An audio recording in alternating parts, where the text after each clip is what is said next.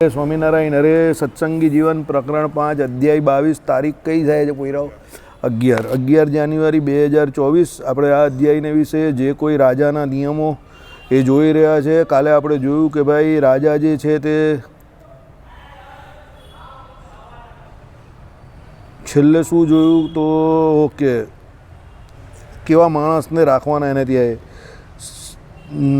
બીજાઓને માન આપનારા, વિદ્યામાં અને લોક વ્યવહારમાં નિષ્ણાત, આસ્તિક હોવાથી પરલોક પ્રાપ્તિ આદિકની સત્યતાને સમજનારા, સ્થિર આશયવાળા, સ્વધર્મમાં નિષ્ઠાવાળા, બહાર અંદર એકરૂપ સદા શુદ્ધ, શિસ્ત એવા પુરુષોને રાજ્યભાર ચલાવવામાં રાજા પોતાને સહાય પણ કરે. એટલે આટલા જે લક્ષણ જેનામાં હોય એવા વ્યક્તિને એ એમ કે કોઈને કોઈ પદ આપે રાજ્યમાં અને એને કરીને એના રાજ્યનું કામકાજ જે છે તે વ્યવસ્થિત ચાલે. શિસ્ત એવા છેલ્લા શિસ્ત એવા પુરુષોને રાજ્યભાર ચલાવવામાં રાજા પોતાને સહાયપણે કરે. બરાબર. અને મંત્રીમંડળ હોય કે બધા મેઇન ખાતા હોય, ડિસિપ્લિન તો જોઈએ ને, શિસ્તતા તો જોઈએ ને. બરાબર. શિસ્તતા વગર કંઈ કામનું નથી. વચ્ચે એક પાકિસ્તાનનો વિડીયો હું જોતો હતો પેલા ન્યૂઝ ચેનલ પર. એમાં ઇમરાન ખાનનો કોઈ મંત્રી હતો તો પેલી હું શું કે મિજબાની કે એવું કંઈ આપે ને બધાને ભેગા. હવે મંત્રી લેવલનો માણસ તેને કંઈ આપ્યું તો આમને આમ જ બધાની સામે ખાવા માંડ્યો. ઇમરાન ખાનની બાજુમાં જ બેઠેલો હતો. બરાબર. લગભગ એ લોકોનો ત્યારનો પેલો ફોરેન મિનિસ્ટર કે એવો જ કયો હતો. ઇમરાન ખાન પણ હસતો હતો, એનાથી એની હસી રોકાઈ નહીં, તેને રૂમાલ મૂકી દીધો. પછી આલા મંત્રી થયો પછી પણ આને ખાવાનું ભાન નથી એમ. બરાબર. એટલે શિષ્ટાચાર તો જોયો ને. પછી તમે જે પોસ્ટ ઉપર પદ ઉપર પહોંચ્યા હોય તેના એ પ્રમાણેનો તમને શિષ્ટાચાર કેળવવો પડે. ચાલો. સહાય પણ વરેલા તે શિસ્તો સાથે રાજા સ્વયં છત્ર અને શાસન થકી અન્યત્ર તુલ્ય ભોગવાળો થાય.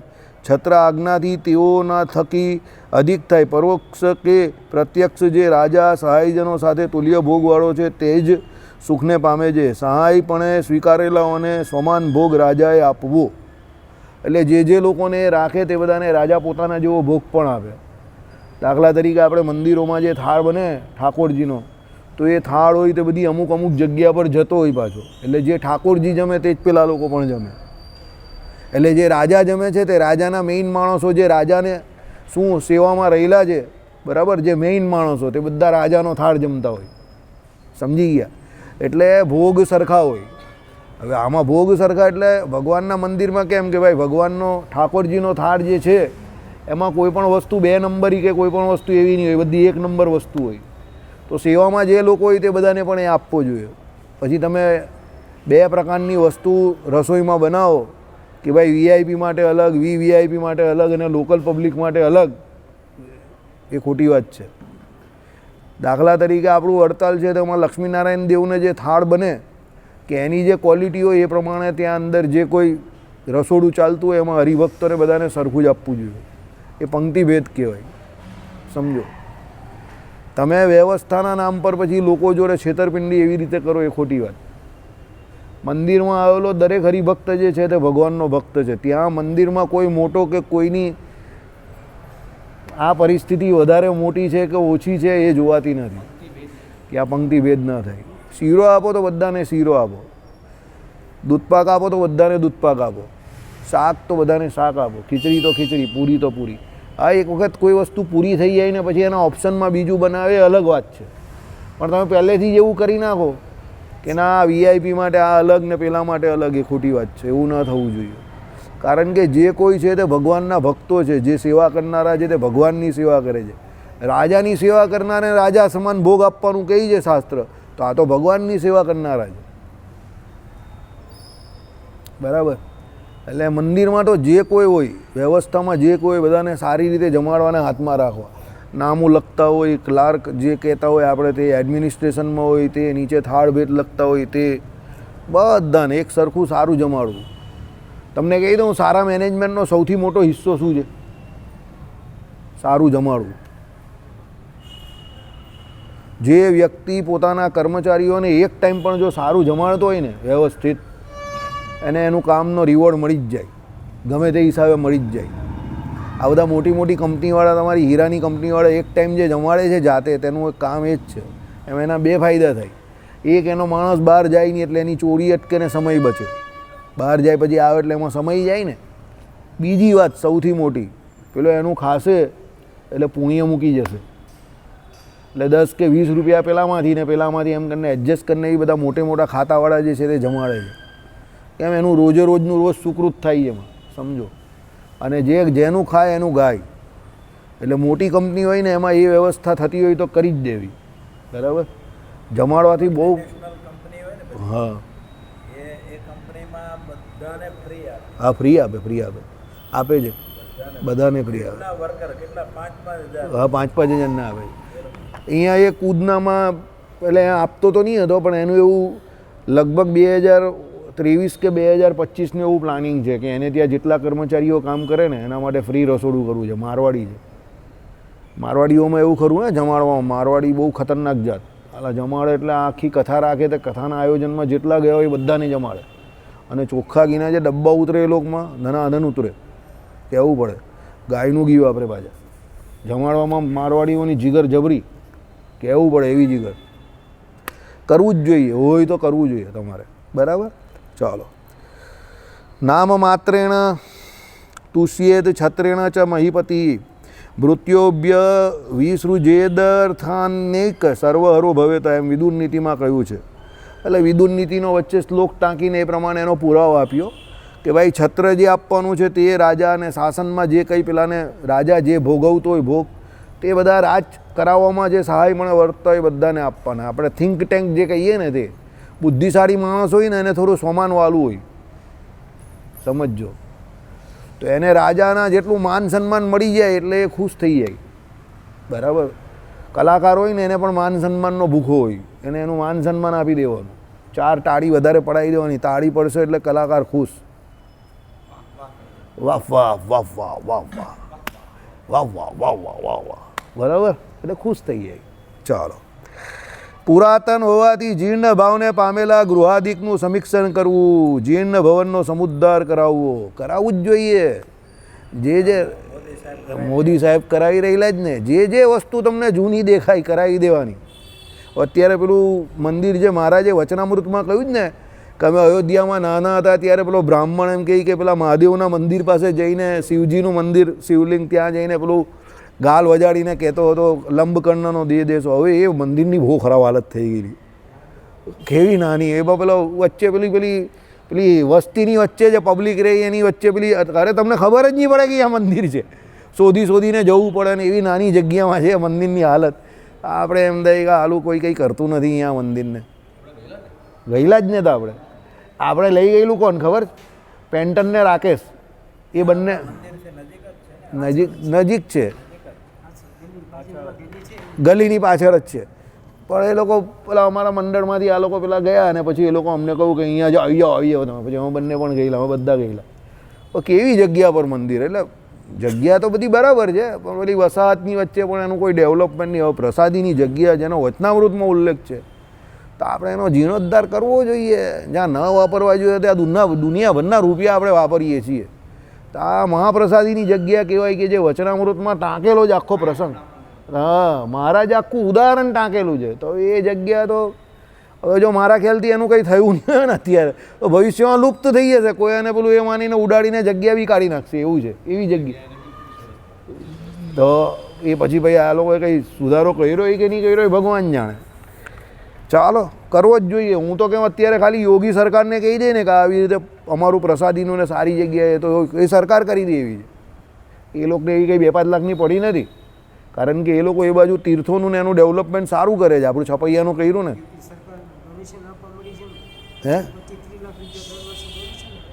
હે બરાબર.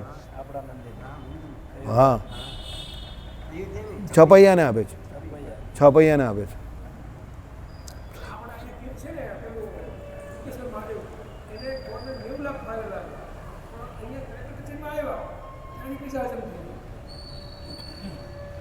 ચાલો, એટલે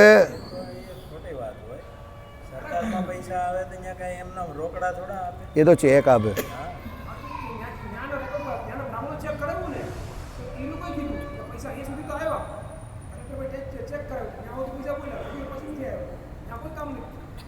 એ તો કામ નહીં થયું હોય તો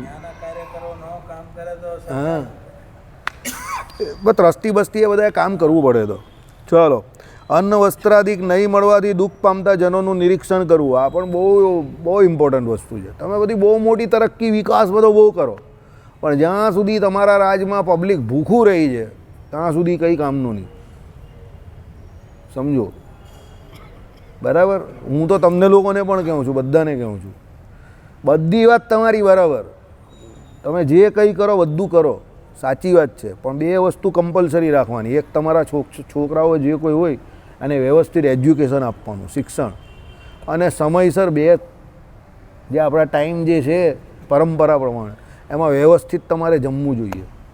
આ તમે વ્રત ઉપવાસ કરો એ અલગ વાત છે, પણ વ્યવસ્થિત જમવું જોઈએ, એ મળવું જોઈએ.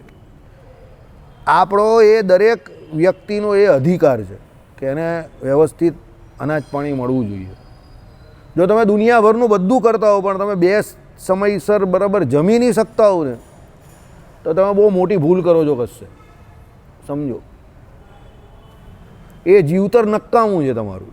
એવું નહીં કહેતો હું કે ખાવા માટે જ જીવવું જોઈએ, એમ પણ નહીં કહેતો, પણ બે સમય એવા હોવા જોઈએ તમારા ફિક્સ કે એ સમયમાં તમારે શાંતિથી ભગવાનનું નામ દેતા દેતા તમે અડધો કલાક કાઢીને શાંતિથી ઠાકોરજીનો થાળ પ્રસાદ જમી શકો. એવો આખા દિવસમાં તમારે અડધો કલાક કાઢવો જોઈએ. બાજુમાં કથા વાર્તા મૂકો, ટીવી પર ભજન સાંભળો, બધી વાત બરાબર, પણ એટલું તો કરવું જોઈએ. તો તમે આખો દિવસ કામ કર્યા કરે, માયા પાછળ દોડે ને તમે એ જ નહીં કરી શકતા હો, બધો ફોન આવતા હોય ને પેલો દોડતો હોય ને આ દોડતો હોય અને ધંધડા વગરનું ખાતા પીતા હોય ને પછી કે બુદ્ધિ ઠેકાણે નહીં રહેતી, એનો કોઈ મતલબ નથી. અને જેની પાસે વ્યવસ્થા છે એ તો સુખિયારા છે, એ તો ભાગ્યશાળી છે, પણ જેને નથી એણે જાતે કરવાની કોશિશ કરવી જોઈએ. એમ પેલા એવું લગર વગર નહીં જીવવાનું, બરાબર? કારણ કે એ દરેક જીવનો બેઝિક રાઇટ છે, અધિકાર છે. રાજાને પાપ લખેલું છે, જેના રાજમાં કોઈ ભૂખ્યો રહે તેનું પાપ બધું રાજાને ચડે છે. મહાભારત, યુધિષ્ઠિર રાજાને કોણ કહેતા હતા? ભીષ્મ પિતા કહેતા હતા કે તારા રાજમાં કોઈ ગરીબને તું કલ્પાવીશ તો તું રાજપાટ બધા સહિત પડી જશે તારી જગ્યા પરથી. રાજાને એવું કહ્યું, જ્યાં સુધી એની પ્રજામાંથી કોઈ એક પણ ભૂખ્યો છે ત્યાં સુધી રાજાને જમવાનો અધિકાર નથી. સમજો, એટલે એ વ્યવસ્થા તો કરવી જોઈએ. જેની પાસે તાકાત છે એને તો 100% કરવી જોઈએ. બ્રાહ્મણ રોકીને કરવી જોઈએ તાકાત હોય એને તો. આપે છે. ચલો, શું લખ્યું કે અન્ન વસ્ત્રાદિક નહીં મળવાથી દુઃખ પામતા જનોનું નિરીક્ષણ કરવું, તેનો તપાસ કરીને તેઓને અન્ન વસ્ત્રાદિ અપાવવું. અન્ન અને વસ્ત્ર બંને અપાવવું. યુપીમાં જે આશ્રમો છે ને બધા, અયોધ્યામાં છે, પછી તમને કહું થોડાક વૃંદાવનને વિશે છે, મથુરાને વિશે છે, ગોકુળની આજુબાજુ આ બધા જગ્યાઓ ઉપર છે. એ આશ્રમોમાં જે કોઈ એ લોકોના ટ્રસ્ટીઓ કેવું કે જે કંઈ કેવું તે આ બધી વ્યવસ્થા કરે છે. એટલે ત્યાં એ લોકો એવો ભંડારો કરે છે કે જે કોઈ આવે સાધુ ત્યાગી કોઈ પણ, તે બધાને એ લોકો ફ્રી ઓફ ચાર્જ જમાડે છે. મલુક પીઠને વિશે રોજ 500થી 1000 માણસ ફ્રી ઓફ ચાર્જ જમે છે એફઓસીમાં. મલુક પીઠને વિશે રોજ 500થી 1000 માણસ, 400 માણસ તો એ લોકોના મંદિરનો એટલે આશ્રમનો પીઠનો સ્ટાફ જ છે, 300થી 400. અને આવી રીતે કથા વાર્તા કે એવું કંઈ હોય કે વૃંદાવન કાંઈ એના વિશે કંઈ ઉત્સવ સમયે એવું હોય 1000 માણસ જમી જાય એ લોકોને ત્યાં ફ્રી ઓફ ચાર્જ. મલુક પીઠ, મલુક પીઠ, એને મલુક પીઠ છે એનું નામ. હા, એ મલુક પીઠ ગૌશાળા છે. રોજ 1000 માણસને ફ્રી ઓફ ચાર્જ જમાડે છે લોકો. સાધુઓ તો કોઈ ગમે ત્યારે આવે ફ્રી ઓફ ચાર્જ, સાધુને કોઈ નાની, ઘણી બધી જગ્યા પર, બરાબર?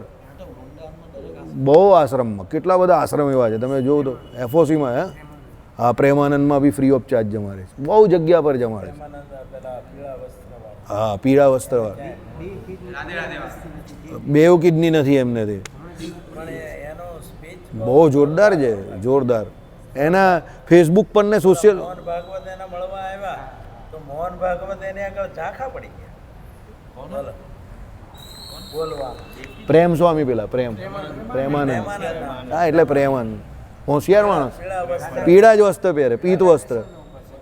રાધા કૃષ્ણના ઉપાસક છે અને એમને પરમાત્મા પ્રત્યેનો નિશ્ચય બહુ જબરો છે. મારો દીકરો કેતન છે ને, એને બહુ એ મને કહે કે પપ્પા અમને છે ને પહેલા અદ્વૈતની ઉપાસના, પછી એટલે શંકર ભગવાનના ઉપાસના, એમાંથી આમાં એને બધું વાંચન કર્યું ત્યારે ખબર પડે કે ભાઈ સાચું તો આ છે, બદલાવી નાખ્યું સંપ્રદાય.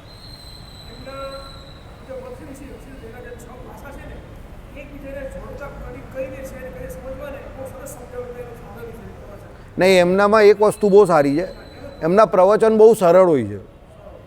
પેલો વિરાટ કોહલી, અનુષ્કા શર્મા, પછી ઘણા બધા સેલિબ્રિટી એને મળવા એટલે જ જાય છે કે એ જે ભાષામાં સમજાવે છે ને એ બહુ સરળ ભાષા હોય છે, બહુ સરળતાથી તમને સમજાવી દે. એ ઘણા માણસ એવો હોય ભણેલા ઠીકઠાક હોય, એવું નહીં કે ઓછું ભણેલા હોય, ઠીકઠાક ભણેલા હોય, પણ ગણેલા બહુ હોય. એ ગણેલો વ્યક્તિ છે, ભણેલા કરતાં ગણેલા વધારે છે, હોશિયાર માણસ. અને એમને નિષ્ઠા બહુ સારી છે, ભક્તિભાવ. શાસ્ત્રોના શબ્દો શાસ્ત્રોની જગ્યા પર બધા સાચા છે, પણ જ્યાં સુધી વ્યક્તિની અંદર ભક્તિ ઉદય ન થાય ત્યાં સુધી એની વાણીમાં વજન નહીં આવે. યાદ રાખજો, તમારી વાણીમાં વજન ક્યારે આવે ખબર છે? જ્યારે તમારામાં ભક્તિભાવ આવે ને ત્યારે તમારી વાણીમાં વજન, તમારી વાણીને વિશે વજન આવે. પેલો કહે ને એક બાજુ વધે વજન, આ બાજુ વધે વાણીમાં વજન. બરાબર? જો રામ કા નહીં વો કિસી કામ કા નહીં. સમજી ગયા? એટલે રામ ભગવાનનું ભજન કરતો હોય ને એ માણસનો પ્રતાપ જ ઓર છે, શ્રેષ્ઠ. મારા બેટા અયોધ્યા પેલા મંદિરમાં આવવાના એ તો કેવા કેવો એનો તમે હાઈટ એની જો, તમે એની હાઈટ જો કે 20% મત માટે એ આખા સનાતનીઓને 80%ને સાઈડ ટ્રેક કરવા તૈયાર છે. એ લોકોની સ્ટ્રેટેજી જોવું તમે. હવે આ માણસ કાલે ઉઠીને 20%ના 50% થશે તો આપણે આ લોકો કાં નાખશે? જસ્ટ યુ ઇમેજિન, એ 20%માં આટલી બધી દાઢી. નહીં આવે ને સાફ થઈ જાય. સાપ હમણાં સાફ થશે. ભવિષ્યનું વિચારો, એ ભવિષ્યનું વિચારે છે એના. સમજો આ બધા. બરાબર? કે એ 20%ને અત્યારે સાચવે છે તો એ લોકોએ 70 વર્ષ સુધી આપણી જોડે શું કર્યું? એટલે પહેલાં આપણે હજામત કરીને એ લોકોને જીતાડીને. તો કાલે હમણાં જ રિપોર્ટમાં બતાવ્યું યુપીની ગવર્મેન્ટે કાર સેવકો જે હતા ને જે લોકોએ ઢાંચો તોડેલો એ બધાને કેમેરામાંથી શોધીને એક એકને મારી નાખેલા છે. એના બાપાના કેટલા બધાને મારી નાખેલા, બધાને શોધીને મારી નાખેલા 4 દિવસની અંદર. ને કેટલા બિચારા સરયુમાં કૂદી પડેલા પોલીસના ભયથી. બરાબર? આ ગવર્મેન્ટે આ કામ કરેલું. સમજો, એક જ માણસ બચી ગયેલો જે તોડવાવાળો હતો, એક જ માણસ, એ જીવતો છે, એને બોલાવેલો છે અત્યારે આમાં ઇનોગ્રેશનમાં. એક જ બચેલો છે, બધાને શોધીને મારેલા. કેન્દ્રની ગવર્મેન્ટ વિલન નહીં હતી. કેન્દ્રની ગવર્મેન્ટે તો લીલી ઝંડી બતાવી દીધેલી, એણે તો જવા દીધેલા બધાને. હા, નરસિંહ રાવ બ્રાહ્મણનો દીકરો હતો, એને જવા દીધેલા બધાને. ત્યાંની સ્થાનિક ગવર્મેન્ટ હતી ને એ પણ 20% મત. આ 20%ની ગણતરી. એ ભાઈ નથી આવવાના ને. હા ના, એ નહીં આવવાનો, એ નહીં જ આવે, એ કોઈ દિવસ નહીં આવે. એનું તો પેલું MY ફેક્ટર છે, એટલે એની ઇલેક્શનની મેઇન ગણતરી જ MY ફેક્ટર પર ચાલે છે. MY ફેક્ટરનો અર્થ ખબર છે? મુસ્લિમ પ્લસ યાદવ. મુસ્લિમ પ્લસ યાદવ. એ મતથી એ જીતતો હતો MY ફેક્ટરથી. બરાબર? ચાલો કંઈ નહીં. એમ પર કેવું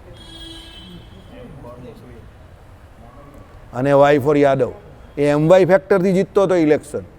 યુપીમાં એનો સર્વે કરાવતો હતો MY ફેક્ટરનો, અને એ એવી રીતે ઇલેક્શન લડતો હતો ને એવી રીતે જીતતો હતો. બરાબર? ચાલો, એ આખો અલગ વિષય છે, તમારો વિષય નથી. સમજો? એટલે કહેવાનો મતલબ એ લોકોને તમારા જોડે કોઈ લેવા દેવા નથી. બરાબર? એ મૂર્ખા બનાવે છે સાલાઓ આપણે. તમે વિચાર કરો કે જે દેશમાં 500 વર્ષ પછી આવી રીતે મંદિર બનતું હોય અને એ દેશનો સૌથી મોટો રાજકીય પક્ષ જેણે 70 વર્ષ રાજ કર્યું એ મંદિરના ઇનોગ્રેશનમાં આવવા તૈયાર નથી. હવે તમને કહી દઉં, 1986માં હૈદરાબાદ હાઈકોર્ટનો ચુકાદો આવેલો તો પહેલું રામ મંદિરનું તાળું ખોલવા કોણ ગયેલું ખબર જ તમને? રાજીવ ગાંધી ગયેલો. બોલો. અને ત્યારના કટ્ટર કોંગ્રેસીઓ જે હતા ને એણે ના પાડેલી એને. આ જ કારણથી, આ 20% મત માટે. રાજીવ ગાંધી કંઈ કોર્ટનો ચુકાદો છે, આપણે શું વાંધો છે? ખોલાઈ નાખવું જોઈએ. અને એને ખોલાઈ નાખવાલા તાળા. પણ એણે એનો રાજકીય ફાયદો નહીં ઉઠાવ્યો. સમજો? એણે બહુ શાંતિથી કામ કરેલું. એ શું એમ કહેતો હતો કે આને રાજનીતિનો મુદ્દો નહીં બનાવવો. અને 92માં પછી પેલા ભાઈએ સીધું ડિક્લેર કરી નાખ્યું. બરાબર? કાર સેવા કરીને બધું. પછી તો આખા વર્લ્ડમાં મુદ્દો બહુ મોટો થઈ ગયો મુદ્દો. સમજો. અને એમાં બહુ ગોળીઓ ચલાવી પેલા, બહુ મારી નાખ્યા લોકોને આપણે, સમજો. એટલે ભારત દેશમાં કંઈ જયચંદ ને કંઈ મીર કાસિમ ને મીર જાફર કંઈ ઓછા નથી, સમજો. બહુ ભરેલા છે, પડેલા છે. સંસદમાં અત્યારે બેઠેલા જ ને, એમાં પણ ઘણા બધા એવા છે. આ તો હું શું છે કે પેલા બે બહુ ખતરનાક માણસો ઉપર બેસી ગયા જ ને, એટલે હંમેશા યાદ રહે. અરે એવી એના 11મી પેઢીમાં બ્રાહ્મણ હતા લોકો. હા, એના બંને ભાઈઓ બોલે એ લોકો બ્રાહ્મણ હતા. એના બાપાની બુકની અંદર એના બાપાએ કબૂલેલું છે કે અમે લોકો બ્રાહ્મણ હતા. ફારૂક અબ્દુલ્લા પોતે કહે છે કે મારા દાદા પરદાદા બ્રાહ્મણ હતા, કાશ્મીરી બ્રાહ્મણ હતા. કાશ્મીરમાં જે આ ભટ્ટ સરનેમ લાગે છે ને અત્યારે, એ ભટ્ટ સરનેમ ઓરિજિનલી બધા બ્રાહ્મણ જ હતા, સમજજો. બરાબર. એટલે ભારત, પાકિસ્તાન ને બાંગ્લાદેશ, એમાં જેટલા પણ બીજા એના છે, સમજો, એ બધા ઓરિજિનલી હિન્દુ જ હતા. અરબસ્તાન બાજુના જે ઇસ્લામિક છે તે બધા ઇસ્લામી હતા. બાકી અહીંયાનો કોઈ ઇસ્લામવાળો છે જ નહીં ઓરિજિનલ, બધા હિન્દુ જ હતા. કાળે કરીને બધા વટલાયેલા છે, બરાબર. પણ તો પણ આપણા નેતાઓ તમે જુઓ કેટલા વિચિત્ર છે. આ લોકોનું રાજનીતિનું સ્તર જુઓ કેટલું નીચું છે. સારી જ જાય ને પછી, બરાબર. 320 પરથી 400 આ લોકો લઈ આવવાના, કોંગ્રેસ લઈ આવશે. ને હજુ મેં તમને કહ્યું એ પ્રમાણે 2-4 જણા મોદીને ગાર પણ દેશે, સમજજો. જેમ ઇલેક્શન નજીક આવશે ને એટલે 2-4 કોંગ્રેસી નેતાને પાછા ગાર દેશે. એને ગાર દેશે એટલે પેલો પકડી લેશે, એટલે પાછા બીજી એને 20 સીટ વધી જશે, સમજો. આ બધું આવું ચક્કર છે. ચાલો, દુનિયા એવી જ છે ભાઈ. ઓકે. શત્રુઓને ભય ઉપજાવવા નિત્ય જૈત્ર યાત્રાની પ્રવૃત્તિ કર્યા કરે. આ જૈત્ર યાત્રા એટલે ખબર નહીં પડી. જૈત્ર યાત્રા એટલે સાહેબ જૈત્ર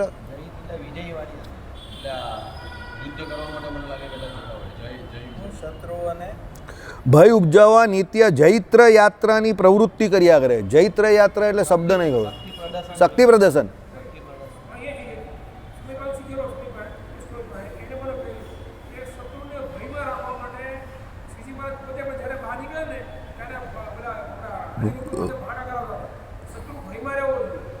નહીં એ તો બરાબર છે. એટલે એ તો આપણે પેલા 15મી ઓગસ્ટ અને પેલો 26મી જાન્યુઆરીએ પેલા આપણે દિલ્હીમાંથી બધા બધી ટોપ ને બધું લઈ લઈને, હા, પરેડ ને આ બધું નીકળે છે ને, એ જ હશે. એ જ હશે. એવું જ બધું હશે. શક્તિ પ્રદર્શન જ હશે. ચાલો. બુદ્ધિશાળી વૃદ્ધોની સેવાને પણ કરે, તેથી અનેક અજ્ઞાત અર્થો જાણવામાં આવે. સાચી વાત છે. બુદ્ધિશાળી વૃદ્ધો એની પાસે જઈને એની સેવા કરો ને તમે, એટલે પેલો બધી વાત કહી તમને. તમે જે જૂની પિક્ચર જોતા હો, તમને જૂની પિક્ચરોમાં ઊભો આવતું હતું. તમને કોઈ વસ્તુના રહસ્ય નહીં સમજાતા હોય કે કોઈ વ્યક્તિ નહીં મળતો હોય કે એવું હોય ને, તો તમે કોઈ ડોસા ડગડા પાસે જાઓ ને એને જઈને બધું પૂછો ને, એટલે એક પહેલો થોડુંક માહિતી આપે, પછી બીજો આપે, પછી ત્રીજો આપે, પછી તમે બધી કડીઓ જોડો ને તો તમે પેલા વ્યક્તિને શોધી નાખો. બધી કડીઓ જોડવી પડે તમારે, રહસ્ય હોય એ બધા, બરાબર. એટલે તમને એટલે એમાં શું એનો એક્સપિરિયન્સ હોય ને, એ અનુભવથી કહેતા હોય કે જો એ અહીંયા નહીં હોઈ શકે તો અહીંયા હોઈ શકે, અહીંયા ન હોઈ શકે તો અહીંયા હોઈ શકે. આટલા એના રહેવાના સ્થાન છે. એટલે બુદ્ધિશાળી વૃદ્ધો હોય તે બધું જાણતા હોય. એટલે રાજા હોય એને આ બધું જાણવું બહુ જરૂરી છે, બરાબર. ચલો. પહેલાંના સમયમાં થોડા આ બધા તમારા આર્ટિફિશિયલ ઇન્ટેલિજન્સ એઆઈ હતું કે કમ્પ્યુટર હતા. પહેલાં તો માણસ જે હતા એ જ બધા એઆઈ જેવા હતા. બહુ હોશિયાર હતા બધા, સમજો. પહેલાં કંઈ આટલા બધા વાહનો ને આટલું બધું ફાસ્ટ થોડું હતું કંઈ. તમારે બુદ્ધિથી વિચારવું પડતું હતું, બરાબર. રાજા આવશ્યક કર્તવ્યાર્થને જલ્દી કરનારો થાય, કર્તવ્યાર્થમાં વિલંબ કરે નહીં. સદા પ્રસન્ન આશયવાળો, ગંભીર પ્રકૃતિવાળો, ઉદાર મનવાળો થઈને પ્રજાઓનું ઔરસ પુત્રોની પેઠે પરમ સ્નેહથી નિષ્કપટપણે સંરક્ષણ કરે. શું કહ્યું પહેલાં? રાજા આવશ્યક કર્તવ્યાર્થને જલ્દી કરનારો થાય. જે અવશ્ય કરવાના કામ છે એને જલ્દી કરવા પડે, સત્વરે કરવા, સમજજો. જે કામ એવા છે કે જેના વગર ચાલે એવું નથી, એમાં તમે ઉતાવળ ન કરો ને હોતી એ ચલતી એ ઢીલ પાડતા જાઓ તો પછી પબ્લિકને તમારી ઉપરથી વિશ્વાસ ઉઠી જાય. એટલે જે કામ જે સમયે જે કરવું જોઈએ કરવું પડે, બરાબર. પછી શું કહ્યું? સદા પ્રસન્ન આશયવાળો, પોઝિટિવ વિચારવાનું. પરિસ્થિતિ આમ છે તેમ છે, ફલાણું ઢીમકું, બરાબર. પાંડવોને પેલા લોકોએ શું આપેલું? ખાંડવ પ્રસ્થ આપેલું, બરાબર. યુધિષ્ઠિરે ખાંડવ ઉપર હસતા હસતા લઈ લીધું પ્રસન્ન ચિત્તવાળા થઈને. પછી જઈને વિચાર્યું પાંડવો, આ તો બહુ ખરાબ જગ્યા છે, આમાં કેવી રીતે કરશું, શું કરશું? કોને યાદ કર્યા એમણે? ભગવાન શ્રી કૃષ્ણએ કોને બોલાવ્યા? પહેલા કોને બોલાવ્યા? અગ્નિદેવને બોલાવ્યા. અગ્નિદેવે શું કર્યું? પોતાનું પેલું જગ્યા બધું કરી નાખેલું ને પહેલા. એટલે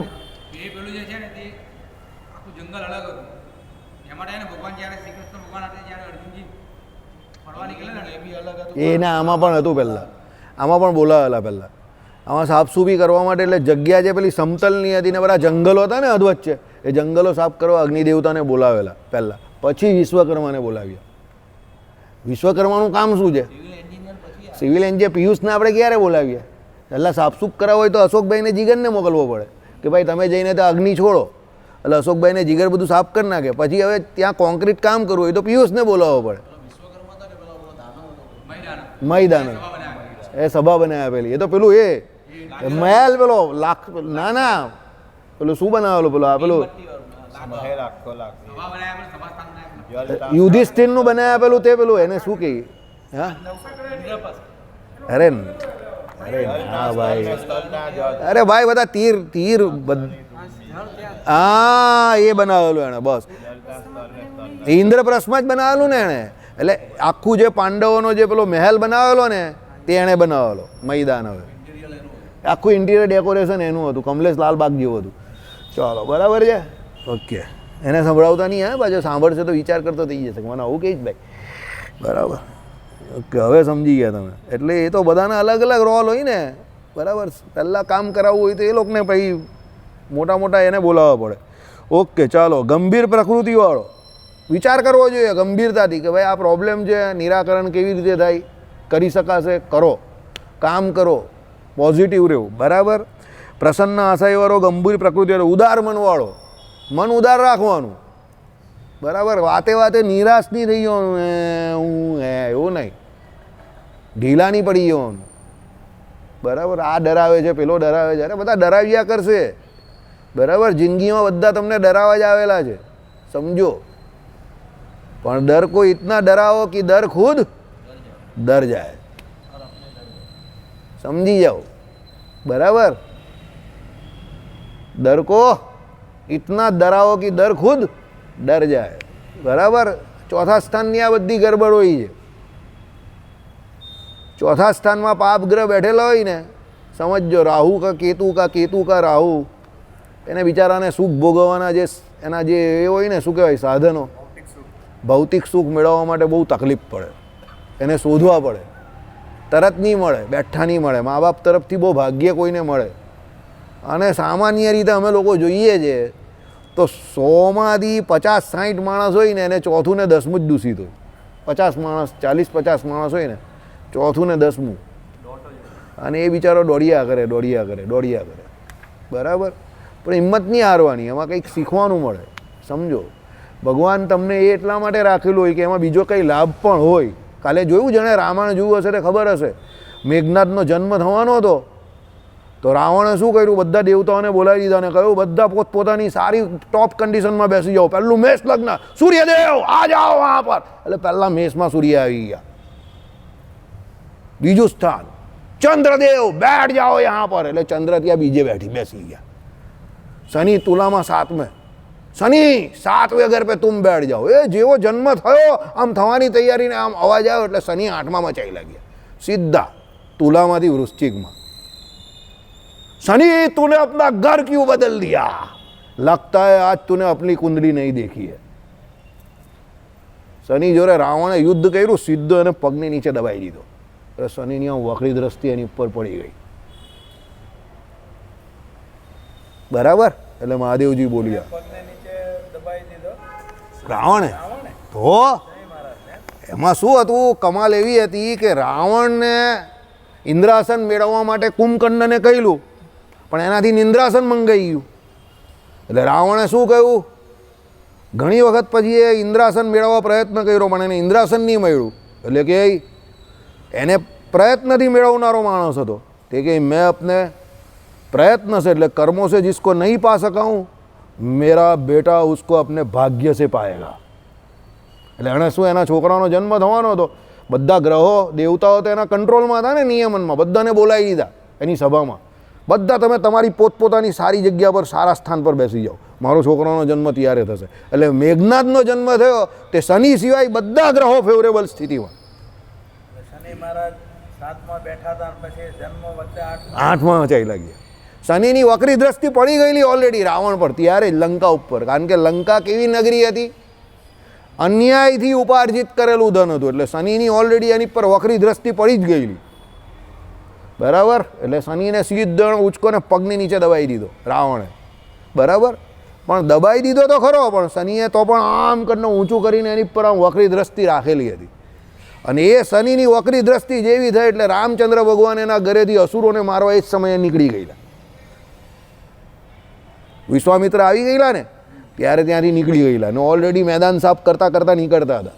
એટલે મહાદેવજી બોલ્યા, ये इस तरफ शनि की दृष्टि और उस तरफ से राम ने अपनी मुसाफरी આપણી એની ચાલુ કરી દીધી છે અસુરોને મારવાની. બરાબર, એટલે રાવણ એક એવો વ્યક્તિ હતો કે જે બુદ્ધિશાળી પણ હતો અને બળશાળી પણ હતો. જ્યાં એને એવું લાગતું હતું કે ભાગ્યથી ન મળે એવું છે તો એ ત્યાં શું કરતો હતો, તપ કરેલું એણે જોરદાર, અને કર્મથી મેળવવાનો, પુરુષાર્થથી મેળવવું એણે. અને જેને એવું લાગ્યું કે પુરુષાર્થથી મળે એવું નથી તો ભાગ્યને સેટ કરવા માટે બધા ગ્રહોને જીતી લીધા. કેટલો પાવરફુલ માણસ, તમે વિચાર કરો. એ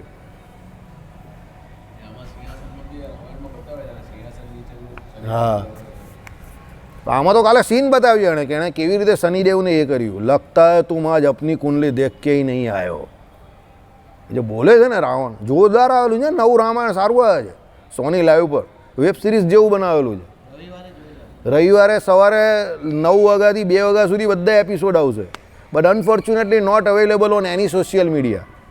યુટ્યુબ પર અવેલેબલ નથી, એણે એની મોનોપોલી રાખેલી છે, ફક્ત કેબલ ટીવી અને DTH પર જ આવે છે. સરસ બતાવેલા છે એણે બધા ટોપિક એકદમ જોરદાર. બરાબર, 9 થી 2 વચ્ચે દર રવિવારે આખું બતાવે જ પાછું. જે સોમથી શુક્ર બધા એપિસોડ આવે તો બધા રવિવારે માળા લઈને બેસી જવાનું શાંતિથી. એ રહસ્ય બહુ સારા બતાવે છે. રામાયણના જે રહસ્ય જે બતાવે છે ને એ બહુ સરસ બતાવે છે. સિરિયલ તો બહુ ફાસ્ટ ચાલે છે એની, પણ રહસ્ય બહુ સારા પકડેલા છે એણે. દરેક કાંડમાં જે રહસ્ય હોય ને એણે ખાસ કરીને રાવણના રહસ્ય બહુ સરસ પકડાય છે. કે રાવણ બળ અને બુદ્ધિ એ બંનેનું કોમ્બિનેશન હતો અને એને મારવો બહુ હકીકતમાં અઘરો હતો. છેલ્લે એને ખબર પડી કે નરથી હું મરી શકું એવો છું તો એ નરથી પણ ન મરે એના માટે એણે શું, પેલો જે કુંભ આવે ને, પેલો અમૃતનો કુંભ, એ આખો એણે પેટની અંદર ઉતારી લીધેલો. કોઈ મને બાણ મારે એટલે પેલો અહીંયા જે અમૃતનો કુંભ હોય તે તૂટી જાય, હા, નાભીનો કુંભ, એટલે એ ફૂટી જાય, એટલે એ આખું અમૃત મારા શરીરમાં પ્રસરી જાય, એટલે પછી મને કોઈ પણ શસ્ત્ર વાગે એની અસર જ નહીં થાય. એને બહુ બુદ્ધિથી કામ કરેલું આ બધા કામ. એને મારો હકીકતમાં અઘરો હતો. બરાબર, એટલે એ આટલો બધો બુદ્ધિશાળી હતો એ મને આના રામાયણ પરથી ખબર પડી. હા, એને ઇમ્પ્લાન્ટ કરાવી દીધું આખું અંદર લઈને ઇમ્પ્લાન્ટેશન. એ ત્યારે ઇમ્પ્લાન્ટેશન અત્યારે મિકેનિકલી થાય, એને ટેકનિકલી આમ જ કરી દીધેલું બ્રહ્માજી પાસે લઈને. બ્રહ્માજી ટેન્શનમાં આવી ગયેલા કે આને હવે મારો અઘરો છે. ભગવાન નારાયણ ટેન્શનમાં ન હતા કારણ કે એ તો નારાયણ છે, બાકી બ્રહ્માજી ટેન્શનમાં હતા એને લઈને કે આને હવે મારો અઘરો થઈ ગયો છે. બરાબર, ચાલો, એટલે બોલો. હે, હા, નાભીમાં એટલે જ બાણ મારેલું. અને એમણે વિભીષણે કહેલી એ વાત, તે એ બાણ પણ પેલા રઘુરાજાનું જ હતું. વિભીષણે જ કહેલું કે એને અહીંયા બાણ મારો, ને બાણ એકી સાથે 21 બાણ મારેલા એને. એટલે એક બાણના 21 થયા અને 21 બાણ એક સાથે લાગેલા એને કારણે ઓન ધી સ્પોટ મરી ગયો. એટલે પેલું જે અમૃત હતું તે એના શરીરને વિશે પ્રસરી જ ન શક્યું. રઘુરાજા જોડે લડવા ગયેલો. હા, રાવણ બહુ જૂનો હતો. રાવણ રઘુરાજા જોડે લડવાનું વિચારતો હતો, અયોધ્યા સુધી આવી ગયેલો લડવા માટે. આગળ આપણે આ વાત કરેલી, રઘુરાજાએ એને કહ્યું કે જ્યાં ચાલ્યો જા. રઘુરાજા ત્યારે સંધ્યા કરતા હતા.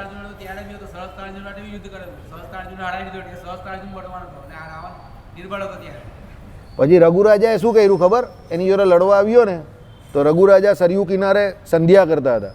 તો રેતીને વિશે રઘુરાજાએ આમ કરીને લંકા દોડી અને એને કહ્યું રાવણને કે આ તારી લંકા છે ને? તે કે હા. નામ અંગૂઠો માર્યો કે જા આ ભાગ અત્યારે તારો નિર્જન થઈ ગયો છે. તો રાવણ હસ્યો કે અહીંયા બેઠો બેઠો કઈ રીતે નિર્જન થઈ જાય? તે કે જઈને તપાસ કરી દે જા. રઘુરાજાએ ખાલી આમ નકશો દોર્યો એની લંકાનો ને આમ જ કરીને અંગૂઠો મારી દીધો એટલે એ ભાગ નિર્જન થઈ ગયો. જા. રાવણ કહે કે જોઈએ હવે. પછી રાવણ જોવા ગયો ત્યાં, તેણે જોયું કે એ ભાગ હકીકતમાં નિર્જન થઈ ગયેલો એનો. એટલે કહે કે इसके साथ कभी नहीं लड़ने का, ये तो बिना लड़े ही मार देगा, गलती हो गई, माफ कर देना. એમ કરીને રાવણ પછી લંકા ગયો ને જોવા, પાછો આવ્યો જ નહીં ફરીને લડવા માટે. પછી એ લડવા આવેલો ને પછી એ આવેલો ત્યારે એને મારવા માટે રઘુરાજાએ બાણનું અનુસંધાન કરી નાખેલું અને એ બાણ ચલાવવાના હતા પણ પછી ચલાવેલું નહીં ને પછી બ્રહ્માજીને આપી દીધેલું. પછી એ બાણ પાછો રાવણ લઈને આવેલો એના ઘરે જ અને એણે એના પેલા જ્યાં સૂઈ જતો હતો ત્યાં સંતાડી દીધેલું પેલા થાંભલાને વિશે. એ જ્યારે રાવણ અને રામનું યુદ્ધ થતું હતું તો એ રઘુરાજાનું બાણ લેવા માટે જ હનુમાનજી ત્યાં ગયેલા, કાં રાવણના મહેલને વિશે, અને ત્યાંથી એ બાણ લઈને આવેલા. મંદોદરીએ આપી દીધેલું, સંતાડેલું. મંદોદરી પાસે બહુ ટેકનિકથી લઈ લીધેલું કોણે? હનુમાનજીએ. અને એ બાણ એમને આપેલું ને એ બાણ રઘુરાજાનું હતું, એની પર નામ લખેલું હતું કે આનાથી જ રાવણ મળશે. અને એ ભગવાન રામચંદ્રએ ચલાવેલું. એમાંથી 21 બાણ નીકળેલા અને એક સાથે વાગેલા. બપોરે 12 વાગ્યાથી શરૂ થયેલું એ અને વિજય મુહૂર્તમાં 12:30 વાગે પછી રાવણ મરી ગયો હતો. એટલે એને વિજય મુહૂર્ત કહેવાય. એટલે તમારે કોઈ પણ કામમાં વિજય મેળવવો હોય ને તો બપોરે 12 વાગે શરૂ કરવાનું, એટલે 12:30 સુધીમાં એ તમારે કામ કરી નાખવાનું. તો બપોરે 12 થી 12:30 ઘણા વખતે એવી રીતે વિજય મુહૂર્ત હોય, કારણ કે ભગવાન રામચંદ્રજીએ 12 થી 12:30ની વચ્ચે રાવણને મારેલો હતો. શ્રીપતિમ શ્રીધરમ સર્વદેવીશ્વરમ. જો અત્યારે